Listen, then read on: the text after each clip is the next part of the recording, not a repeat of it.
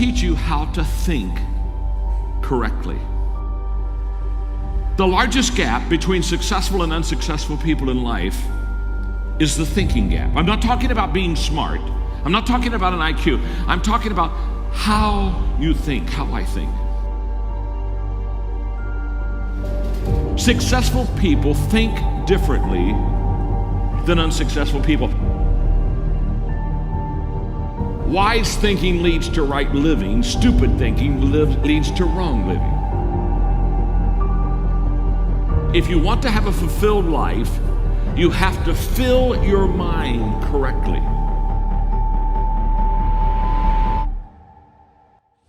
Right now, you need to focus on today. And what I realized so many leaders don't understand is that truly today matters. And we overestimate what we can do tomorrow. We over-exaggerate what we did yesterday, but we underestimate what we can do right now. The only time you have, the only time I have, is now. So the question for all of us is, what am I doing with now? The great leaders, they're present in the moment, and because of that, they maximize the moment. So if you're tempted to take that faraway glance, well, glance. But get right back to the present moment. Because today, you're preparing to make tomorrow a success.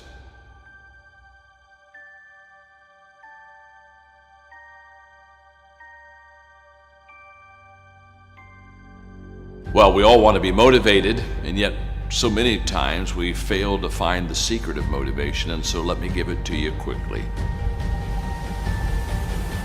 Just do it. Motivation is not the cause of action, it's the byproduct of action. There's a lot of difference. If I think motivation is the cause of my action, then I'm going to wait to be motivated before I do something. But if I realize it's the byproduct of my action, then I'll start doing something. And then guess what? Motivation will come up and zap you, and all of a sudden you feel good and you're glad you're doing it. And you're saying, wow, this is truly wonderful. So let it be the byproduct of your life. Don't let it be the foundation for the actions that you take in your life. Nothing comes to you until you commit yourself. Nothing comes to you if you're just going to try, but you're not committed. Nothing comes to you if you're just thinking about it. It's not until you take the action step. It's not until you take the direction do the things start to flow through you. But I'm saying don't cheat yourself out of the possibility of the potential that's on the other side of commitment. Stay with it long enough to find out if there's any fruit in it. You can do goal setting with a pencil, but you have to do goal getting with your legs. You got to take action. And it's the action that separates us. The greatest gap in this world is the gap between knowing and doing. Knowing is goal setting. Doing, now that's goal achieving. People that are knowledgeable about habits say that it takes 30 days for a habit to become a habit. Now, habits can be good and habits can be bad.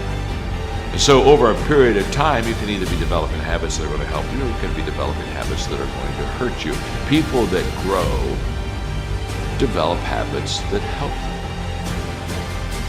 The great value of a good habit is you don't have to think about it. That's why it's a habit. In other words, once you begin to, over days and times and periods, begin to practice something that is good, after a while, it becomes automatic to you. It becomes who you are. In fact, I always tell people, practice a good habit long enough to make it yours. And once it's yours, now it's automatic. Every day, you'll do what you should do. Often I have the expression that everything worthwhile is uphill. That's a fact. You've never heard someone talk about accidental achievements. You've never heard someone that got to the top of the mountain and somebody asked them, how did you get there? Kind of look confused and say, I have no idea. They know how they got there. The reason they know how they got there is because they had to walk all the way up the mountain. Nobody lifted them. There were no shortcuts. There's not an elevator. There's not an escalator. It's all effort that gets you to the top of the mountain. What I want you to understand is that inspiration does a lot better when it's coupled with perspiration. There are a whole lot of people, they want to be inspired in great things, but they don't want to do the hard work. to achieve those great things. It's not either or, it's both and. So I really trust today that you will just kind of roll up your sleeves, look at something you haven't tackled for a while, dive in. You'll be amazed that once after you do the work, you get inspired. Don't wait to get inspired before you do the work.